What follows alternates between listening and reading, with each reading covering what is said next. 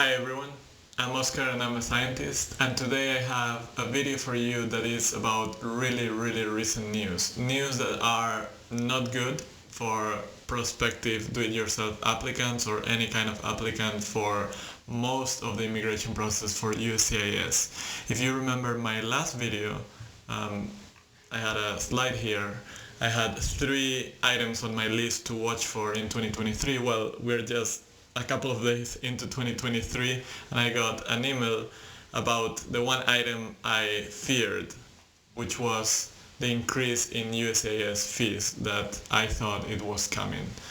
And indeed, there is now an official proposal by USCIS that we're going to take a look in a second that proposes an increase. I was saying that I thought this was going to happen because a few months ago the head of USCIS already floated the idea in a fireside chat. She reminded us how USCIS is mostly fee funded. I think the actual figure is 96%, but 96, 97%, and they don't have enough money to support all the work they are doing. So I was saying I would not be surprised that they increase the fees. So actually, I have today this sad news that this is indeed coming. The first item out of my 3-item list is going to be true. Let's take a look at what this involves for you, the prospective applicant for a green card. Let's jump in.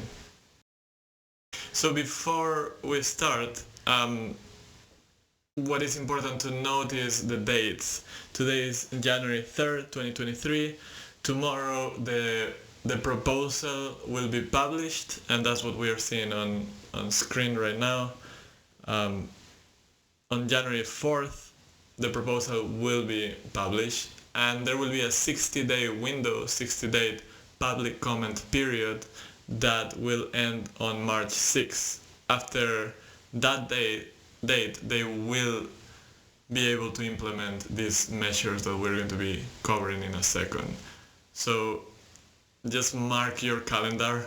Beginning of March is the time where you maybe will see all of these measures or some of these measures implemented. They have to go through this process where they have to get feedback from the public.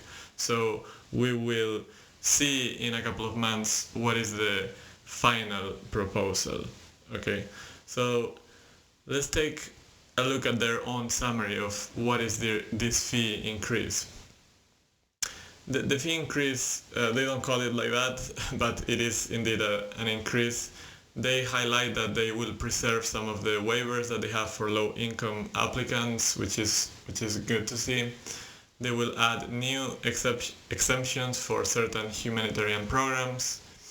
They are limiting the fee for naturalization applicants, and then they are distributing those increases that we are seeing on the fees to the filer's ability to pay. So depending on who can pay and who can't. But I am still not certain on how they plan to do that. I'm going to show you the first numbers that I thought they were important to look at, the ones that are more relevant for EB2 NIW applications, and then I'll leave the links to the official information in the description below so you can go and check the information yourself.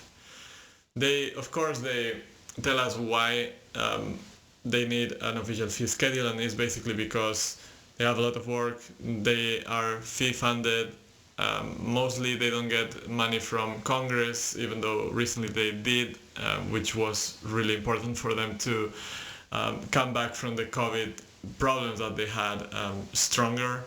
But usually they don't get those bulk amounts of money from Congress, so they rely on the fees, and the fees are not being enough. They need to hire more people, so they need to increase many of the fees. They talk about backlogs, and here they talk about overall figure. They plan to go from 3.2 billion of revenue that they are getting now, excluding premium processing fees, which would bring that 3.3 to 4.5 billion per year, to now with this proposal they would get 5.2 billion excluding premium processing, or if we include premium processing, it will be 6.4 billion. So they will get 2 billion in addition, which is a really big chunk. Is more than a third. I would say is almost it's more than 50%. Sorry, it's more than half of the current revenue that they are planning to get extra. So that of course will come from increases in fees. You will see that some of them are pretty high. So these are things that they plan to do with the money. They plan to increase staffing. They will get more than 7,700 people more with this money to be employed and work for USCIS, hopefully to speed up all those applications and processes. They will have to implement raises for salaries of people already working there. They will have to account for inflation in different things like contracts. They will update some of the IT equipment, and in general to become more efficient, and a few of other items as well. And here they have a nice table where you can see that basically most of the money that is coming now with this proposal of extra money, most of it goes to hiring new employees for the agency. Last time they increased fees was 2016, so it's been a long time. And remember, there's a 60-day rule here, so it's not going to be at least until March that we see this in effect. So if you are working on your application, it's time to speed it up and get there before you get the new fees. Okay, so specific changes that I thought they are important here is one that I thought is important, not super relevant in terms of money, but they will merge biometrics fee. For example, for adjustment of status, now we pay $85. Most people, depending on age, but most people $85. Now that cost will be already put into the adjustment of status fee, so it will just be added up. Okay, so that's not really an increase there. But a big one that I'll show you what is the monetary amount, what is the involvement of this, is that they're going to require separate filing fees for the adjustment of status or form I-485 and the associated forms 131 and 765. These two forms are the travel document and the employment authorization card. So those are not mandatory, you don't need to get them, but if you were thinking on work while your adjustment of status is pending and that's the only way you can do it, or if you were thinking about traveling abroad, then now you have to pay quite a bit more money if you want to have that bonus on your application. Okay, we're going to see the amounts in a second. Here they detail everything else. They will, one thing that also is very intentional is that in certain processes they may have an online process and a paper process. They will have it always in a way that the online process is cheaper. So they are trying to reflect the actual cost of things. Obviously for them it's more expensive to have a person dealing with all your paper, so if you do it online you're going to pay less. Okay, so let's jump into, if you click, there's a link here, the proposed rule, the fee rule.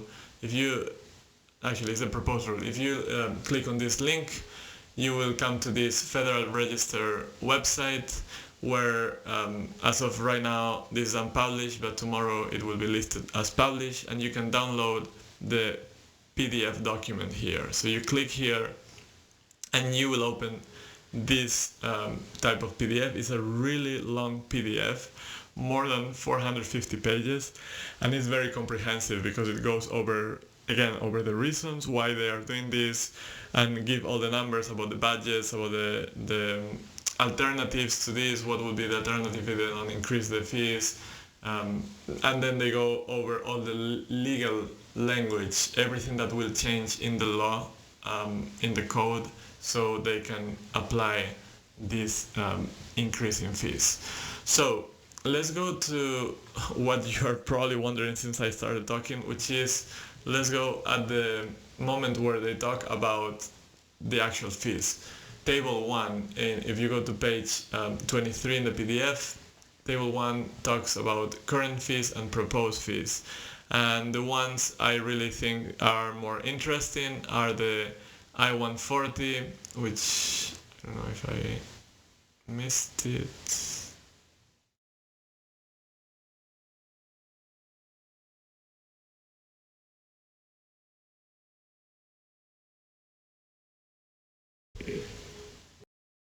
Here, we have the I-140 right now is $700.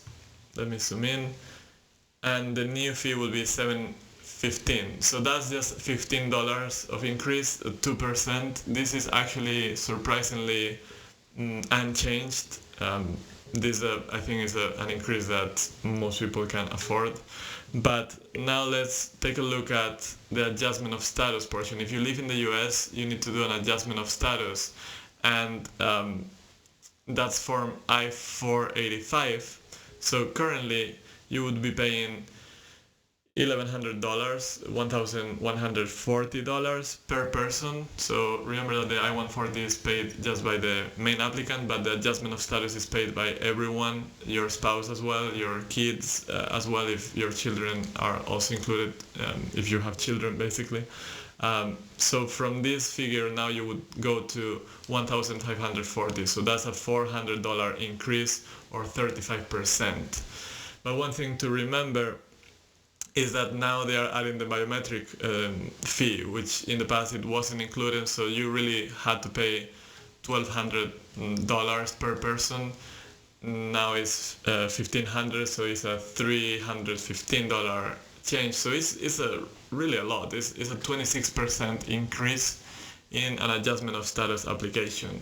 With the caveat, to make things worse, we have to say also that in the past you could attach your I-131 and your I-765, that travel document and the employment authorization document applications, and they would be for free. They would be included in this $1,200 here.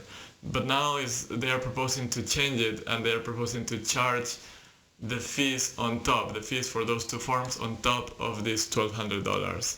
So let's go to a case where we would be doing the three of them: the adjustment of status, the travel document, and the employment authorization.